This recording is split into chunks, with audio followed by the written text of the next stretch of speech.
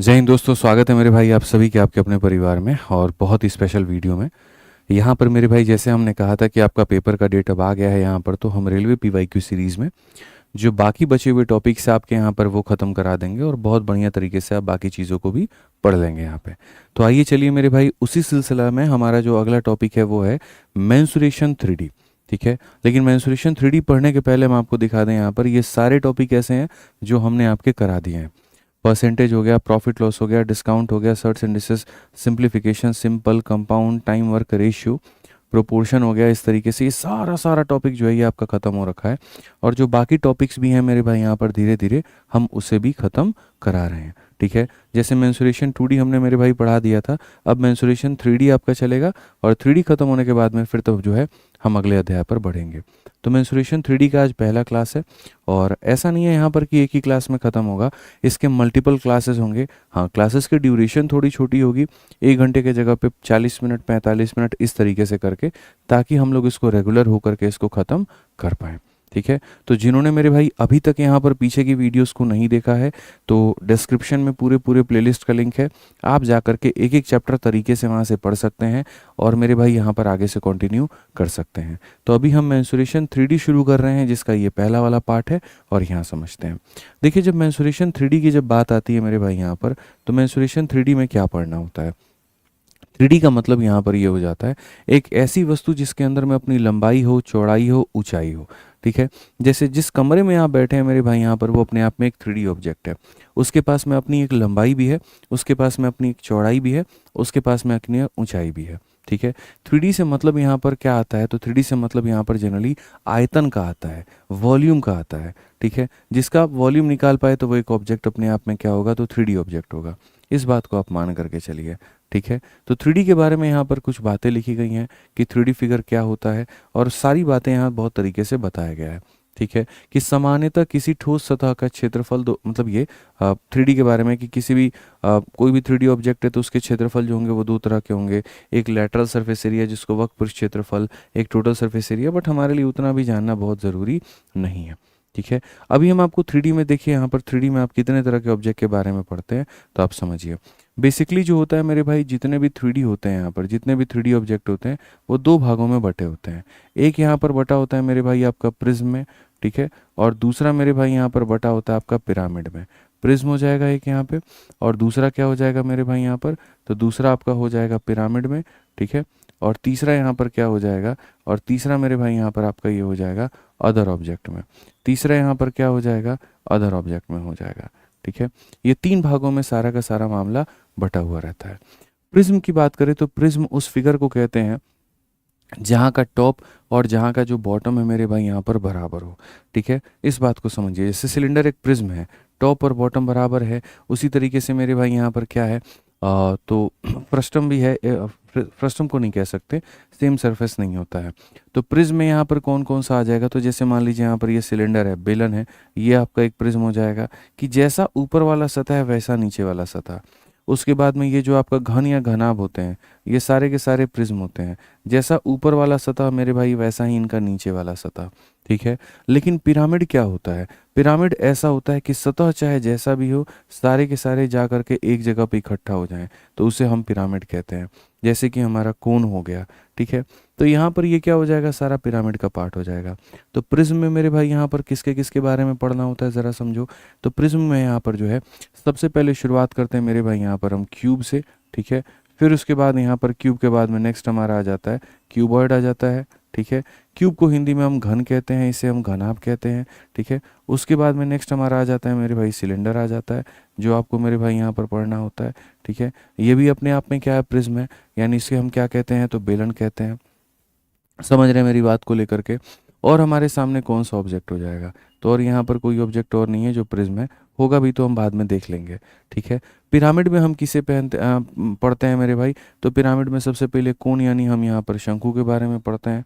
ठीक है, उसके बाद यहाँ पर जो बच जाता है जैसे कि गोला, यहाँ पर स्फेयर। अब ये स्फेयर जो है ना ये प्रिज्म है ना ये पिरामिड है, ये अदर ऑब्जेक्ट में है। तो यानी यहाँ पर जो गोला हो गया स्फेयर हो गया, और जो अर्ध गोला हो गया हेमीस्फेयर हो गया, यहाँ पर आप इसे अदर जगह पर पढ़ते हैं। ठीक है, अब इसमें यहाँ पर मेरे भाई क्या है, तो इसमें यहाँ पर हमें जो है एक एक करके सबके बारे में पढ़ना है। पहले क्यूब, फिर क्यूबॉइड, फिर सिलेंडर, फिर कोन, फिर स्फेयर, फिर हेमिस्फेयर। एक एक करके हम सारी चीज़ों के बारे में जानेंगे, समझेंगे, और बाद में मेरे भाई सबके जो मिक्स क्वेश्चन होते हैं हम यहाँ पर वो लगाएंगे। बहुत तरीके से सबके मिक्स क्वेश्चंस लगाएंगे। तो सबसे पहले मेरे भाई यहाँ शुरुआत करते हैं, और किसके बारे में करते हैं, तो क्यूब के बारे में करते हैं। अब क्यूब के बारे में आप मेरे को समझिए। ये क्यूब जो होता है इसे घन कहते हैं। जो आपने लूडो का पासा देखा है ना, तो पासा अपने आप में क्या है, घन है। ठीक है, कितनी उसके फेस होते हैं, तो 6 फेस होते हैं। एक तरफ 1 लिखा होता है, दूसरी तरफ में 2 लिखा होता है, तीसरी तरफ में 3, फिर 4, फिर 5, फिर 6 यहाँ पे। तो जो ये पासा होता है बच्चे, इसी को हम क्या कहते हैं, घन कहते हैं। इसके हर एक भुजा जो होती है वो क्या होती है, बराबर होती है। हर एक फेस जो होता है यहाँ पर वो क्या होता है, बराबर होता है। तो ये जो मेरे भाई आपके सामने ये जो पासा दिया गया है, इस पासा का कौन कौन सा मान आप यहाँ पर निकाल सकते हैं। तो जैसे आपके सामने अगर ये पासा है, तो पासा में कुल मिलाकर के 3 चीज़ें होती हैं। एक होता है मेरे भाई कर्व सरफेस एरिया, जिसे हिंदी में हम कहते हैं वक्र पृष्ठ क्षेत्रफल। क्या कहते हैं मेरे भाई यहाँ पर, वक्र पृष्ठ क्षेत्रफल कहते हैं। दूसरा हमारा हो जाता है टोटल सरफेस एरिया, जिसे हम कुल पृष्ठ क्षेत्रफल कहते हैं। और तीसरा हमारा हो जाता है पूरा पूरा आयतन। तीसरा हमारा क्या हो जाता है, पूरा पूरा आयतन हो जाता है मेरे भाई। तो अगर हम यहाँ पर देखें तो हम यहाँ पर क्या कहेंगे, तो हम यहाँ पर कहेंगे सर देखिए, अगर इसकी भुजा मेरे भाई गुरुजी यहाँ पर ए है, इसकी लंबाई भी ए है, इसकी जो चौड़ाई है यहाँ पर ये भी क्या है, ए है यहाँ पे। ठीक है, और इसकी जो ऊंचाई है मेरे भाई यहाँ पर ये भी क्या होती है, ए होती है। इसीलिए इसको घन कहा जाता है। ठीक है, घन और घनाभ में इतना ही अंतर है कि घन का लंबाई, चौड़ाई, ऊंचाई तीनों बराबर होता है, और जो घनाभ होता है उसका लंबाई एल, चौड़ाई बी, ऊंचाई एच तीनों अलग अलग होते हैं। ठीक है, तो ये चीज़ें आपने मेरे भाई यहाँ पर समझ लिया। अब इसमें अगर आप देखोगे तो क्वेश्चन में यहाँ पर क्या कहा गया, तो सबसे पहले यहाँ पर जो है lateral surface area, lateral surface area यानी पार्श्व पृष्ठ क्षेत्रफल। ठीक है, तो लेटरल सरफेस एरिया मेरे भाई कितना होता है, तो 4a स्क्वायर होता है। यहाँ पर याद रखिएगा, लेटरल कह लीजिए, कर्व कह लीजिए, कितना हो जाता है, 4a स्क्वायर होता है। सिर्फ 4 भुजाएं। लेटरल का मतलब जानते हैं क्या होता है, जैसे मान लीजिए मेरे भाई यहाँ पर क्या है, मान लेते हैं मेरे भाई यहाँ पर ये ग्लास हो गया। ठीक है, अब मुझे लेटरल सरफेस एरिया निकालना है, तो लेटरल का मतलब यहाँ पर ये हो जाता है, ये साइड वाली चीज़ें, ये साइड वाली चीज़ें क्या कहलाती हैं, लेटरल कहलाती हैं। और साइड वाला कर्व एरिया मतलब कर्व एरिया, इस कर्व एरिया में बॉटम के एरिया और टॉप के एरिया को जोड़ दें तो वो टोटल कहलाता है। समझ रहे हैं बातों को लेकर के, तो आप बहुत अच्छे से मेरे भाई ये सारी बातों को कह सकते हैं। और क्या कह सकते हैं वो देखिए कि सर इसका आसपास का मेरे भाई पूरा का पूरा, तो इसका आसपास का कैसे हम कहेंगे, तो मान लीजिए मेरे भाई यहाँ पर ये आपका क्यूब हो गया, आसपास में कौन सा एरिया हो जाएगा, एक ये एरिया हो जाएगा, एक एरिया, एक ये एरिया हो जाएगा, 2 एरिया, एक यहाँ पर ये एरिया हो जाएगा 3, और एक यहाँ पर ये एरिया हो जाएगा 4। ये मेरे भाई यहाँ पर क्या हो जाएगा, ये लेटरल है। ठीक है, तो यहाँ पर ये स्क्वायर है, तो ए स्क्वायर, ए स्क्वायर, ए स्क्वायर और ए स्क्वायर, तो कितना ए स्क्वायर हो गया, 4a स्क्वायर हो गया। इसीलिए लेटरल कितना हो गया, तो 4a स्क्वायर हो गया। इस 4a स्क्वायर में मेरे भाई एक ऊपर का स्क्वायर और एक नीचे का स्क्वायर जोड़ दो, तो यहाँ पर ये बन जाता है 6 स्क्वायर, जिसको हम क्या कहते हैं, टोटल कहते हैं, जिसे हम क्या कहते हैं, टोटल कहते हैं। ठीक है, अब इसके बाद में जब हम लेटरल निकाल लेते हैं, जब हम टोटल निकाल लेते हैं, तो एक पॉइंट और आता है जिसे हम क्या कहते हैं, वॉल्यूम। और वॉल्यूम कैसे होगा, लंबाई इंटू चौड़ाई इंटू ऊंचाई। लंबाई हमारे सामने कितना है, तो a है, चौड़ाई कितना है, तो a है, ऊंचाई कितना है, तो a है। तीनों को गुना करने के बाद में वॉल्यूम कितना हो जाएगा, a क्यूब हो जाएगा। वॉल्यूम कितना हो जाएगा, a क्यूब हो जाएगा मेरे भाई। ठीक है, उसके बाद में जो नेक्स्ट पॉइंट आता है वो आता है डायगोनल। हालांकि देखो डायगोनल 2 प्रकार के होते हैं क्यूब में। पहला वाला डायगोनल ऐसा होता है जो इस बिंदु से लेकर के इस बिंदु तक जाता है, और यहाँ पर बीच में 90 का कोण है। तो अगर ये a है और ये a है, तो ये हमारा कितना हो जाएगा, √2 है। तो इसको भी एक डायगोनल मेरे भाई कहा जाता है। लेकिन असल में ये कमरे का जो सबसे लंबा डायगोनल है ये वो नहीं है। कई बार क्वेश्चन में ये पूछ लिया जाएगा, एक कमरे में जो सबसे लंबा डायगोनल होता है वो बताओ। तो ये नहीं कि ज़मीन के एक कोना से दूसरा कोना, बिल्कुल नहीं। ज़मीन के एक कोना से आसमान का दूसरा कोना, उसको हम यहाँ पर सबसे लंबा रॉड कहते हैं, सबसे लंबा डायगोनल कहते हैं। ठीक है, यानी यहाँ से लेकर के मेरे भाई गए हो और तुम यहाँ तक गए हो, तो ये जो डायगोनल होती है दोस्त यहाँ पर, ये सबसे लंबे डायगोनल कहलाती है। ये जो डायगोनल होती है यहाँ पर, ये क्या कहलाती है, सबसे लंबी डायगोनल कहलाती है। ठीक है, और ये जो डायगोनल होती है मेरे भाई यहाँ पर क्या होगा, सबसे लंबी डायगोनल होगा।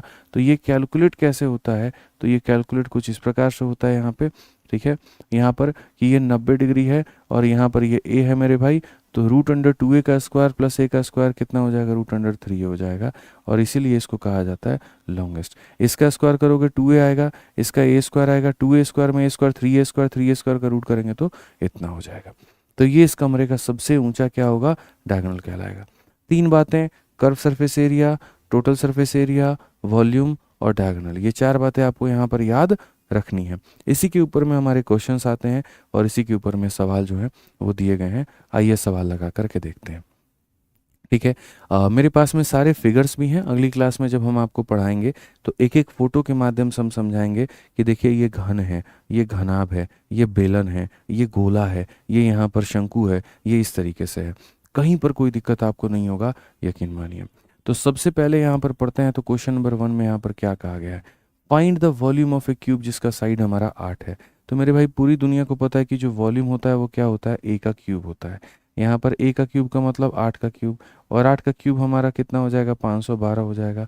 512 हो जाएगा तो कौन सा ऑप्शन है, सी फॉर का होना प्यार है। सी फॉर का होना मेरे भाई यहाँ पर प्यार है, बिल्कुल हमारा क्या होगा, सही उत्तर होगा। ठीक है, आइए चलिए क्वेश्चन नंबर 2 देखिए यहाँ पर क्या कहा गया। बोला कि मेरे भाई यहाँ पर एक घन के संपूर्ण पृष्ठ क्षेत्रफल और पार्श्वीय पृष्ठ क्षेत्रफल का अंतर हमारा इतना है। ठीक है, घन की प्रत्येक भुजा की लंबाई क्या होगी, difference between total surface area. Total surface area हमारा कितना होता है, तो 6a स्क्वायर होता है मेरे भाई यहाँ पर, और लेटरल सरफेस एरिया कितना होता है, 4a स्क्वायर होता है। इन दोनों का जो डिफरेंस है वो हमारा 4050 है। ठीक है, इन दोनों का डिफरेंस हमारा कितना है, 4050 है।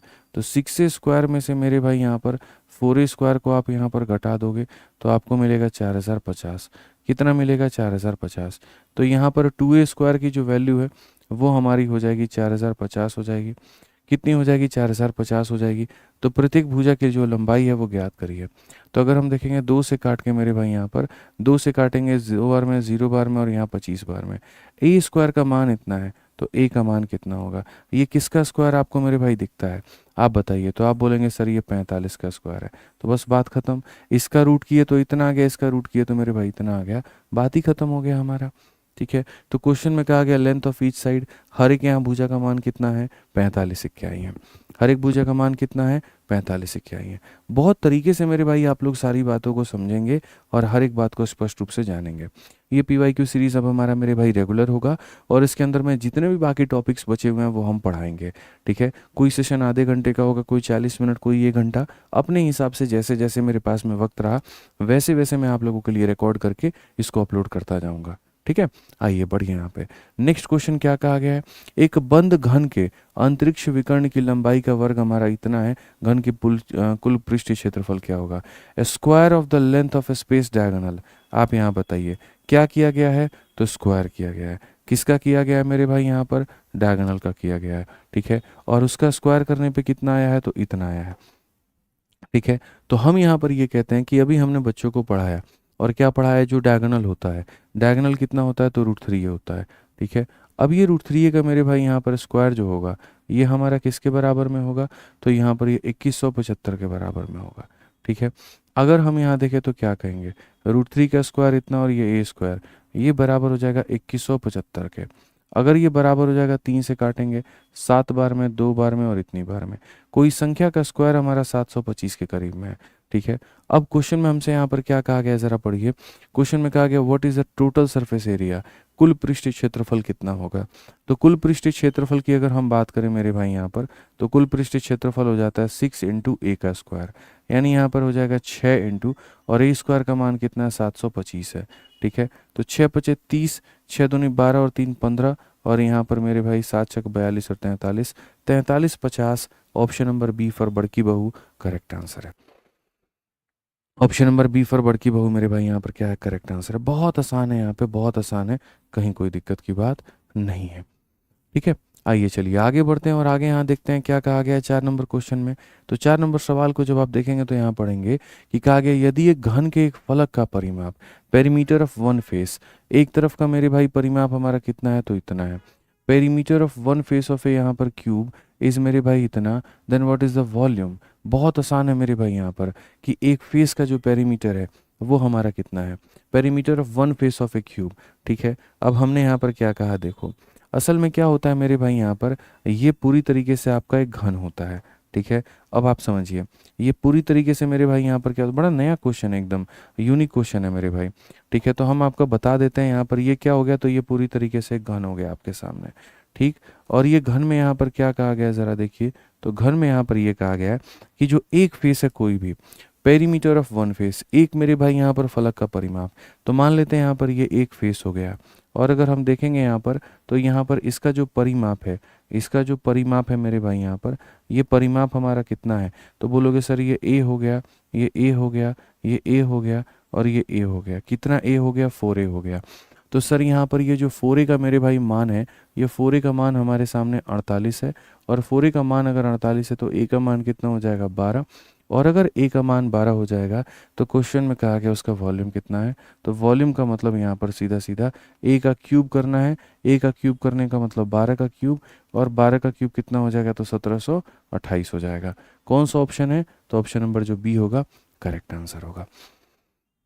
ऑप्शन नंबर जो बी होगा वो मेरे भाई यहाँ पर क्या होगा, बिल्कुल सही उत्तर होगा, कहीं पर कोई दिक्कत की बात नहीं होगी। तो ये इस सवाल का मेरे भाई उत्तर था यहाँ पे, ठीक है। आइए चलिए 5 नंबर सवाल पे चलते हैं, और 5 नंबर सवाल को देखते हैं क्या कहा गया है, ज़रा बढ़िया तरीके से पढ़िए। तो इस क्वेश्चन में यहाँ पर ये कहा गया कि दो घनों के आयतन का अनुपात इतना है तो उनके पृष्ठ क्षेत्रफल का अनुपात कितना होगा, ठीक है। अब हम आपको मेरे भाई यहाँ पर समझाते हैं और सारी चीज़ें हम आपको बताते हैं। तो मान लीजिए यहाँ पर मेरे भाई दो ऑब्जेक्ट हैं, ठीक है, या दो घन हो गए, दो कुछ भी हो गया, हम यहाँ पर देखते हैं। ऐसे मान करके चलिए मेरे भाई यहाँ पर क्या हो गया, दो अलग अलग तरह के घन हो गए। यहाँ पर ये हमारा मेरे भाई तरीके से यहाँ पर एक घन हो गया, ये एक घन हो गया मेरे भाई यहाँ पर, और यहाँ पर ये एक दूसरा मेरे भाई घन हो गया, ठीक है। बहुत अच्छे से समझिएगा मेरी बातों को लेकर के। तो सबसे पहले यहाँ पर ये हो जाता है कि इनका साइड का रेशियो क्या है, साइड का मेरे भाई बाद में एरिया का रेशियो यहाँ पर क्या है, और एरिया के बाद में वॉल्यूम का रेशियो यहाँ पर क्या है मेरे भाई, ठीक है। तो अगर मान लीजिए इनके भुजा का अनुपात इसका 2 है, और यहाँ पर इसकी भुजा कितनी है, 3 है, ये क्या है, तो साइड का रेशियो। अगर हम साइड का स्क्वायर कर देते हैं तो 2 का स्क्वायर हो जाएगा 4, और 3 का स्क्वायर हो जाएगा 9, तो एरिया का रेशियो कितना हो जाएगा, 4 और 9। और अगर हम वॉल्यूम की बात करते हैं तो यहाँ पर 2 का क्यूब करेंगे तो 8 होगा, और यहाँ 3 का क्यूब करेंगे तो 27 होगा। तो बहुत तरीके से हमने इस बात को समझा यहाँ पर। और क्या समझा कि सर भुजाओं का अनुपात 2-3 का होता है, क्षेत्रफल का अनुपात स्क्वायर करने पे, आयतन का अनुपात क्यूब करने पे। और ये रहे मेरे भाई आपके सारे फिगर जो हैं, ये भी हमारे पास में है। मैंने कहा ना कि एक एक करके हम बहुत बढ़िया तरीके से बता देंगे। अभी जो आप पढ़ रहे हैं वो आप इसके बारे में पढ़ रहे हैं, क्यूब के बारे में। ये भी देखो स्क्वायर फेस है, ये भी स्क्वायर फेस है, ये भी स्क्वायर फेस है, तो ये इसको हम घन कहते हैं। ये इसका साइड वाला एरिया होता है कर्व सरफेस एरिया, ठीक है। इस साइड के एरिया में ऊपर और नीचे को जोड़ दो तो मेरे भाई टोटल बन जाता है, ठीक है। तो बहुत तरीके से हम सारी बातों को समझेंगे। हमारे पास में सारे फिगर्स हैं, बहुत अच्छे तरीके से हैं, कहीं कोई दिक्कत की बात नहीं है, कोई परेशानी नहीं होगी, ठीक है। सब पढ़ लेंगे हम लोग, ठीक। अब आगे बढ़ते हैं, यहाँ पर हम देखते हैं। तो यहाँ पर क्वेश्चन में मेरे भाई अच्छा एक देखो, साइड से अगर वॉल्यूम जाना है तो क्यूब करना होगा, और क्यूब से अगर साइड जाना है तो रूट करना होगा। क्यूब से साइड जाना है तो क्या करना होगा, रूट करना होगा। ये मेरे भाई साइड जो होता है ये 1 डायमेंशनल होता है मेरे भाई यहाँ पर, ठीक है। एरिया जो होता है वो 2 डायमेंशनल होता है, और वॉल्यूम जो होता है वो 3 डायमेंशनल होता है। तो यहाँ इसका क्यूब करते हैं तो ये आता है, और इसका स्क्वायर करते हैं तो ये आता है यहाँ पे, ठीक है। तो अगर हम इस क्वेश्चन को देखें जो कि हाल फिलहाल 2025 के मार्च में पूछा गया, तो क्वेश्चन में यहाँ पर क्या कहा गया, दो घनों के आयतन का अनुपात। अगर हम इनका वॉल्यूम का रेशियो देखेंगे तो वॉल्यूम का रेशियो मेरे भाई यहाँ पर कितना है, 27 अनुपात मेरे भाई 64 है। तो अगर ये वॉल्यूम है तो साइड हमारा कितना होगा, इसका रूट करो, इसका रूट करोगे तो ये 3 हो जाएगा, और इसका क्यूब रूट करो तो 4 हो जाएगा। इसका क्यूब रूट करो इतना, इसका क्यूब रूट करो इतना। तो मेरे भाई आप 3D से 1D पर आ गए, आप यहाँ पर आयतन से भुजा के ऊपर में आ गए। अब भुजा का अनुपात अगर 3 और 4 का है तो यहाँ पर क्या हो जाएगा, क्षेत्रफल का अनुपात कितना होगा, एरिया का अनुपात कितना होगा।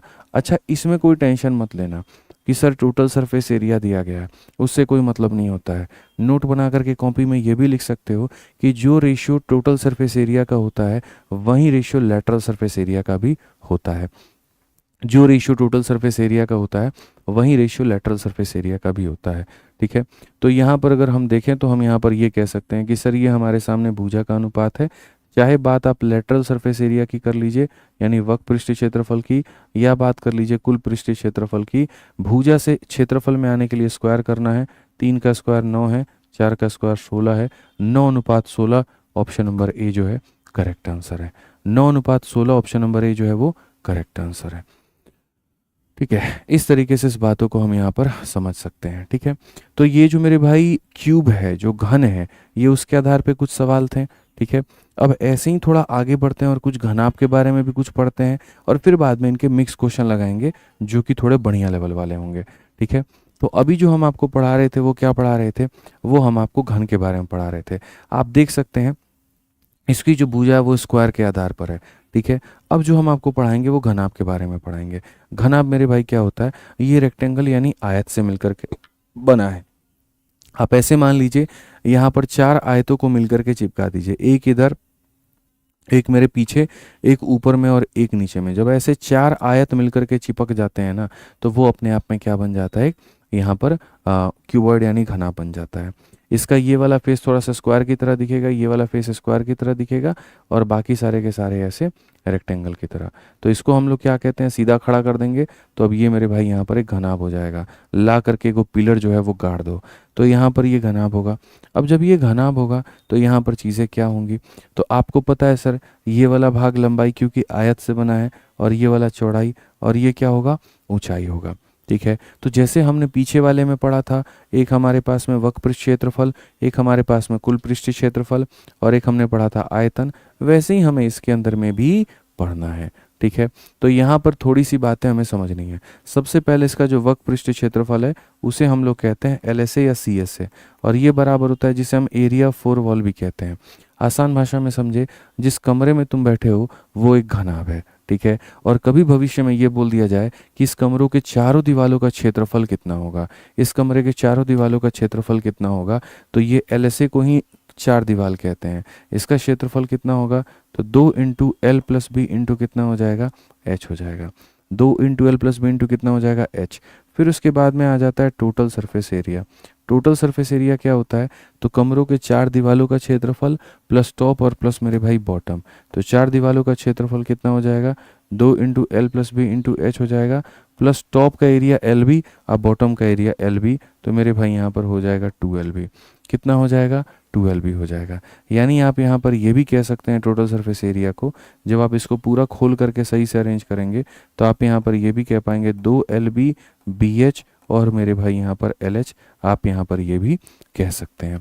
तो लेटरल सरफेस एरिया इतना होता है, टोटल सरफेस एरिया मेरे भाई यहाँ पर इतना होता है। ठीक है, फिर उसके बाद में हम वॉल्यूम पढ़ते हैं। वॉल्यूम क्या होता है, तो लंबाई इंटू चौड़ाई और इंटू ऊंचाई, हम इसे क्या कहते हैं, तो वॉल्यूम कहते हैं। इसे मेरे भाई यहाँ पर क्या कहते हैं, तो वॉल्यूम कहते हैं। उसके बाद में नेक्स्ट हमारा क्या होता है, नेक्स्ट हमारा डायगोनल होता है। डायगोनल हमारा क्या है और कैसे है ज़रा समझो। तो डायगोनल की अगर हम बात करें तो बस यहाँ पर ये जान लो, सबसे लंबा जो डायगोनल है उसको निकालने के लिए L का स्क्वायर करो, B का स्क्वायर करो, H का स्क्वायर करो, और तीनों को जोड़ करके क्या कर दो, रूट लगा दो। ठीक है, इसीलिए नोट में लिखा भी है length of the longest rod that can be kept in the room. एक कमरे के अंदर में सबसे बड़ा रॉड जो रखा जा सके, उसकी लंबाई कितनी है, तो हमारी इतनी है। तो ये हमारा क्या हो गया, तो कर्व एरिया हो गया, लेटरल एरिया हो गया, ये हमारा टोटल हो गया, ये हमारा आयतन हो गया, ये हमारा डायगोनल हो गया। अब इसी के आधार पर हमारे कुछ क्वेश्चंस हैं जो हमें लगाने हैं, जो हमें समझने हैं, और एक बार बेसिक आपका कंप्लीट हो जाता है, अच्छे से जड़ें मजबूत हो जाती हैं, तो हम लोग इसके ऊपर में अच्छे अच्छे क्वेश्चंस भी करेंगे। ठीक है, आ जाइए। कहा गया घनाभ में कितनी सरल रेखाएं होती हैं, how many straight line are there in a cuboid. तो चलिए मेरे भाई यहाँ देखते हैं कितनी सरल रेखाएं होती हैं। यहाँ पर ये जब आप बनाते हो, आसान भाषा में इन्होंने पता है क्या पूछा है कि कितने मेरे भाई यहाँ पर स्ट्रेट लाइन का मतलब एजेस कितने हो गए। तो यहाँ पर आपको दिख रहा होगा 4, 5, 6, 7, 8, 9, तो 9 कर देंगे, ऐसा बिल्कुल भी नहीं है। कुल मिलाकर के देखो क्या होता है, स्ट्रेट लाइन का मतलब यहाँ पर क्या हो जाएगा, देखो ये अपने आप में एक स्ट्रेट लाइन है, ये एक स्ट्रेट लाइन है, ये एक स्ट्रेट लाइन है, ये एक स्ट्रेट लाइन है। तो इस फेस पे कितना हो गया, 4। अगर 4 इधर हो गया तो इधर कितना हो जाएगा, 4। 4 और 4 कितना हो गया, 8। अब ये देखो 9। ठीक है, फिर यहाँ पर ये देखो 10, फिर यहाँ पर ये देखो 11 और ये देखो 12। आसान भाषा में 4 इधर 4 इधर 8 हो गए, और 1 2 3 4, ठीक है, ये 12 हो गए। ठीक है, आप इसको फोटो के माध्यम से भी समझ सकते हो। अगर मैं इस फोटो में यहाँ पर ये वाली लाइन ऐसे तरीके से खींच करके पूरा दिखा दूँ, अब आप यहाँ पर कहोगे सर 12 कैसे हैं दिखाओ, तो यहाँ पर ये हो जाएगा 1, ठीक है, ये हो जाएगा स्ट्रेट लाइन 2, ये एक स्ट्रेट लाइन 3 और ये एक स्ट्रेट लाइन 4। ऊपर वाले खोपड़ी में कितना है तो 4 है। अब नीचे वाले पार्ट में देखो, यहाँ पर 1, यहाँ पर 2, यहाँ पर 3 और यहाँ पर 4। 4 और 4 कितने हो गए, 8 हो गए। 8 के बाद यहाँ पर ये कितना हो गया, 9, ये हो गया 10, ये हो गया 11 और ये हो गया 12। तो कुल मिलाकर के कितनी सीधी रेखाएं हैं तो 12 है। कितनी सीधी रेखाएं हैं मेरे भाई यहाँ पर तो 12 है। ध्यान रखिए इस बात का। आ जाइए, चलिए 7 नंबर सवाल पढ़ते हैं। और 7 नंबर सवाल को हम लोग यहाँ देखते हैं क्या कहा गया है, ज़रा जानिए बहुत अच्छे से। क्वेश्चन में यहाँ पर यह कहा गया है कि एक घनाभ का कुल पृष्ठ क्षेत्रफल ज्ञात करिए जिसकी लंबाई इतनी मीटर है, चौड़ाई इतनी मीटर है और ऊंचाई इतनी मीटर है। टोटल सरफेस एरिया पता करना है। तो हमने यहाँ पर यह कहा है कि सर समझो, टोटल सरफेस एरिया हमारा क्या होता है, वो हमारा हो जाएगा 2 इंटू LB प्लस हमारा हो जाएगा BH और प्लस हमारा हो जाएगा LH। तो अगर हम यहाँ देखें तो हम क्या कहेंगे, LB कहेंगे। LB का मतलब यहाँ पर क्या होगा, तो इसको इसके साथ में मल्टीप्लाई करो। तो यहाँ पर 4.2 को 30 के साथ, यहाँ पर इसको 30 के साथ करेंगे, दशमलव से 0 खत्म, 3 इंटू 2 6 और 4 इंटू 3 12, यहाँ पर ये हो जाएगा LB। BH का अगर हम देखते हैं तो मेरे भाई यहाँ पर ये देखिए सारा मेरे भाई खतरनाक मामला चल रहा है। थोड़ा सा रोकिए अपने आप को। खतरनाक मामला कैसे चल रहा है, एक मेरे भाई यहाँ पर मीटर में है, आप पढ़ो यहाँ पे, ये देखो यहाँ पे, ये भाई साहब मीटर में है, ये आपके डेसीमीटर में है और ये आपके सेंटीमीटर में है। ठीक है, तो ये तो मामला बहुत ख़राब हो जाएगा। और इन्होंने पूछा कितना है, तो इन्होंने डेसीमीटर में पूछा गया है। तो मेरे भाई यहाँ पर अगर डेसीमीटर में पूछा है तो हमें सभी को डेसीमीटर में कन्वर्ट करना होगा और तब जा कर के हमें अपना उत्तर देखना होगा। ठीक है, तो अगर हम यहाँ पर बात करें मेरे भाई लंबाई, चौड़ाई और ऊंचाई को लेकर के कि ये लंबाई है, ये चौड़ाई है और ये ऊंचाई है, तो फिलहाल के लिए लंबाई हमारे पास में 4.2 मेरे भाई मीटर में है। चौड़ाई की अगर हम बात करें तो वो हमारा ऑलरेडी 30 डेसीमीटर में है, तो इसको बदलने की ज़रूरत नहीं है। और ये हमारे सामने सेंटीमीटर में है। ठीक है, तो पहले आता है मिली, फिर सेंटी, फिर डेसीमीटर। मिली, सेंटी, डेसीमीटर। ठीक है, तो यहाँ पर जैसे मान लो कि ये 30 डेसीमीटर है तो इसको 30 डेसीमीटर में रहने दो। ठीक है, अब उसके बाद में यहाँ पर क्या है, ये मेरे भाई छोटी चीज़ है, सेंटीमीटर से मिली, सेंटी, डेसीमीटर। सेंटीमीटर से बड़ा होता है डेसीमीटर, तो छोटी चीज़ से बड़े में जाने के लिए भाग करते हैं। तो यहाँ पर ये छोटा है, बड़ा बनाना है, इसको भाग करो। किससे भाग करो, 10 से भाग करो। ठीक है मेरे भाई, यहाँ पर क्या होता है पता है, ये तुम्हारा मिलीमीटर होता है, सेंटीमीटर होता है, डेसीमीटर होता है, मिली, सेंटी, डेसी और ये मेरे भाई मीटर होता है। आप समझना मेरे भाई। ठीक है, तो आप यहाँ पर छोटी चीज़ से बड़े में जा रहे हो, आगे बढ़ रहे हो, तो जब आप आगे बढ़ते हो तो भाग करते हो। ठीक है, तो आप मेरे भाई सेंटीमीटर से डेसीमीटर में जाओगे तो इसमें 10 से भाग करोगे, 10 से भाग करोगे तो यहाँ पर इतना हो जाएगा। तो आपको सेंटी से डेसी में जाना है तो आपको 10 से भाग करना पड़ेगा। ठीक है, और यहाँ पर अगर आपको मीटर से आना है, रिवर्स गियर में आना है, तो रिवर्स में आना है तो मल्टीप्लाई करना होगा। रिवर्स में आना है तो आपको क्या करना होगा, मल्टीप्लाई करना होगा। ठीक है, तो यहाँ पर ये मीटर है, आपको रिवर्स में आना पड़ेगा, छोटा बनना है, मल्टीप्लाई करो 10 से। इसको 10 से मल्टीप्लाई करोगे तो हो जाएगा इतने के करीब में। तो ये समझने की आवश्यकता है कि छोटे को बड़ा बनाना है भाग करो, बड़े को छोटा बनाना है मल्टीप्लाई करो। ठीक है, तो यहाँ पर क्या हो जाएगा, LB। LB का मतलब 42 इंटू 3, तो ये हमारा कितना हो जाएगा मेरे भाई, यहाँ पर 1260 हो जाएगा मेरे भाई। फिर उसके बाद में BH मेरे भाई, B और H यहाँ पर 540 हो जाएगा भाई यहाँ पर। और LH की बात करते हैं तो यहाँ पर ये हो जाएगा 18 दूना 36 और यहाँ पर 3, 18 चौके 72, 3 हमारे सामने 75।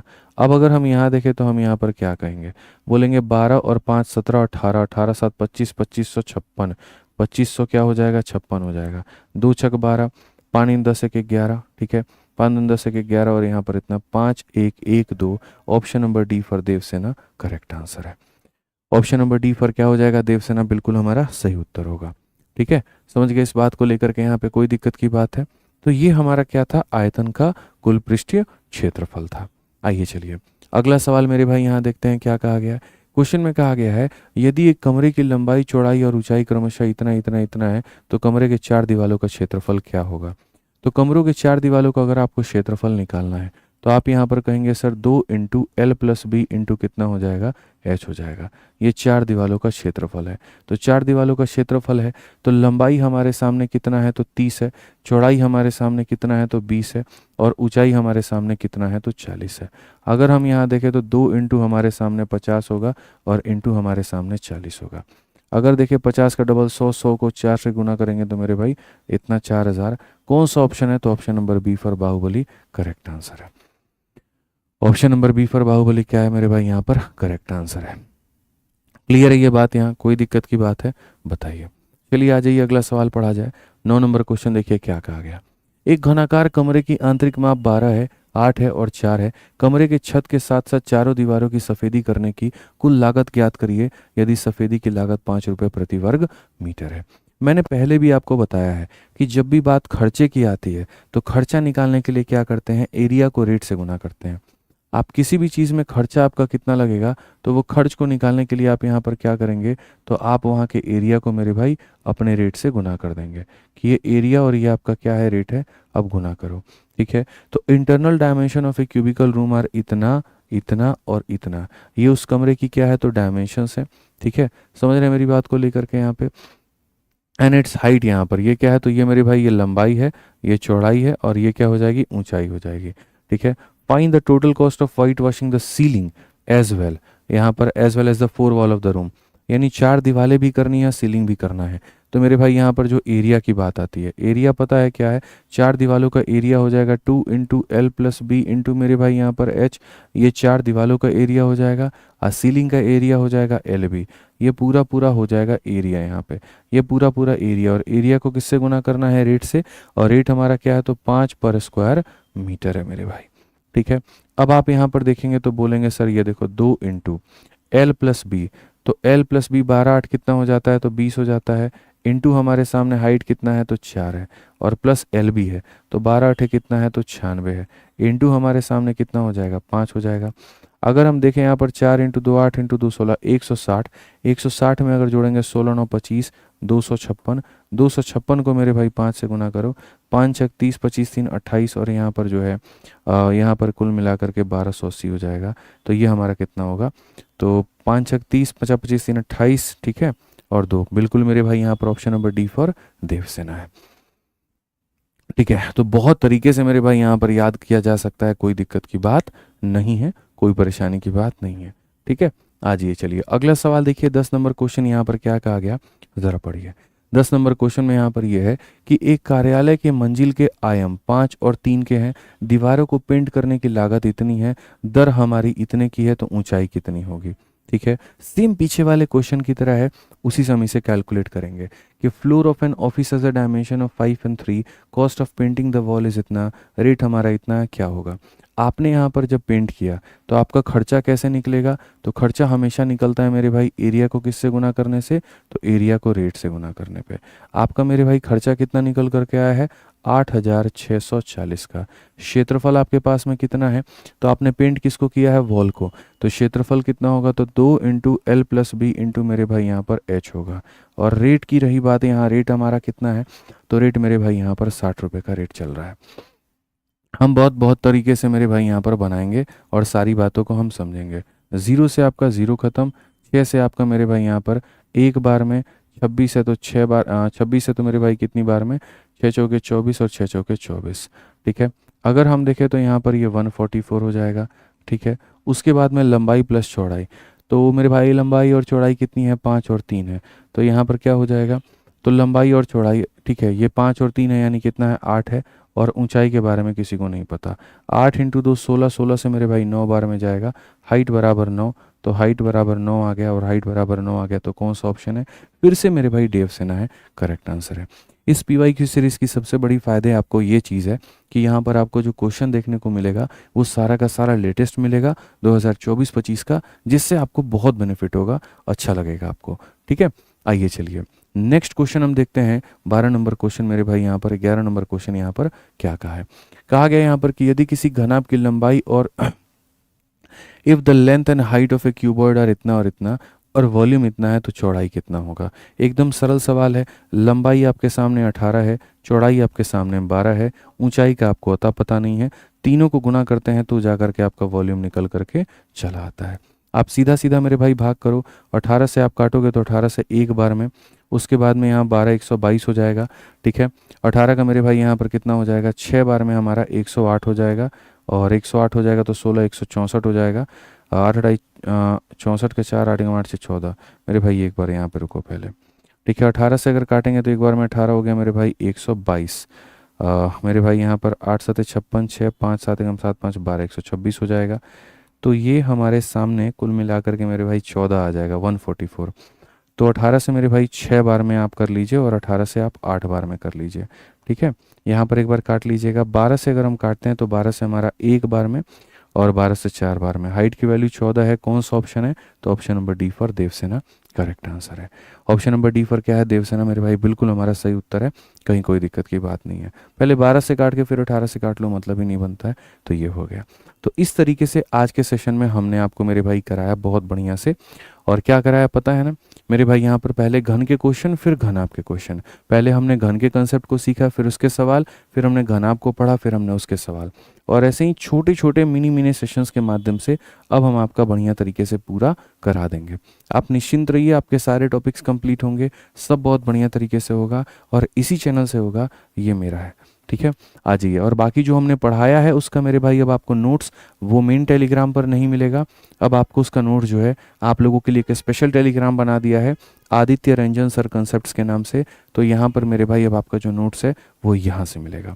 ठीक है, बढ़िया तरीके से नोट्स यहाँ से डाउनलोड कर लीजिएगा। चैनल को सब्सक्राइब करके रखिएगा और अपनी पढ़ाई बहुत अच्छे तरीके से करते रहिएगा। मिलेंगे अगली वीडियो में। आज के लिए इतना ही है। ध्यान रखिए, खुश रहिए, मस्त रहिए। बहुत बहुत धन्यवाद। जय हिंद।